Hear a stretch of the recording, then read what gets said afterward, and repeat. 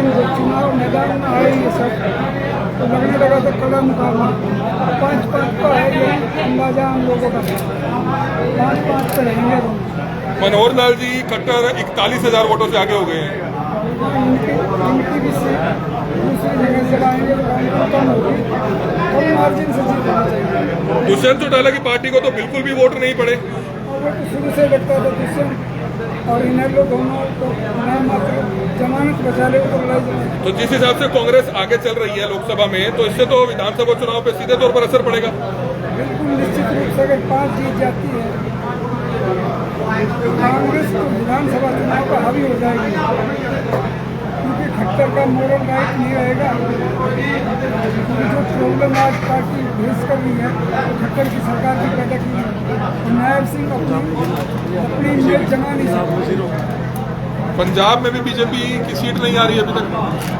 तो लगता था पंजाब में किसान नाराज थे, तो उनसे तो उनका 0 पॉइंट दिया। किसान आंदोलन से जुड़ी नाराजगी कहीं ना कहीं पंजाब में देखी जा रही है। मनोहर लाल खट्टर 41,000 वोटों से आगे चल रहे हैं। बड़ी अपडेट हम आपको हरियाणा की देंगे बाहर। ये बड़ी अपडेट इस समय आप देख सकते हैं, लगातार आपको पल पल की अपडेट समय दे रहे हैं।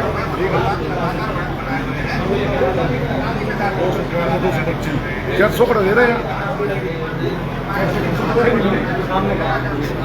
आज मेरे एंकर मिठा साहब है।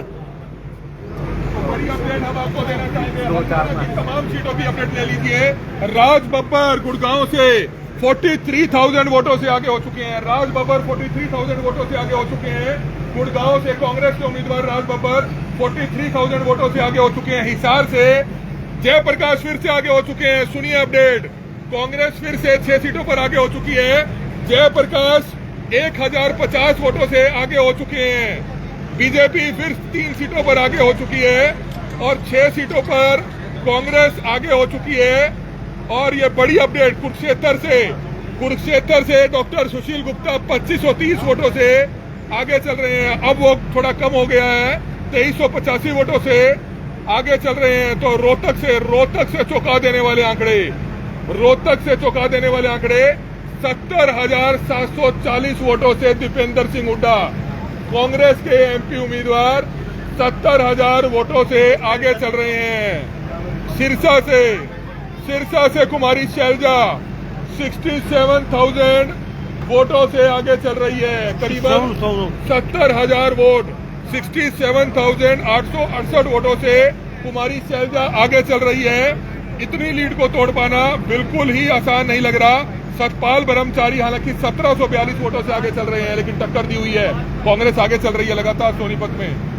तो बड़ा अपडेट है, लगातार पल पल की अपडेट इस समय हम आपको दे रहे हैं। फरीदाबाद से कृष्णपाल गुर्जर 10,492 वोटों से आगे हो चुके हैं। कृष्णपाल गुर्जर गुड़गांव से राज बब्बर 43,000 वोटों से आगे हैं। तो पल पल की अपडेट दे रहे हैं इस समय हम आपको। भिवानी महेंद्रगढ़ से धर्मवीर सिंह भारतीय जनता पार्टी के उम्मीदवार है, 4500 वोटों से आगे हो चुके हैं। तो बीजेपी को बड़ा झटका लगा है।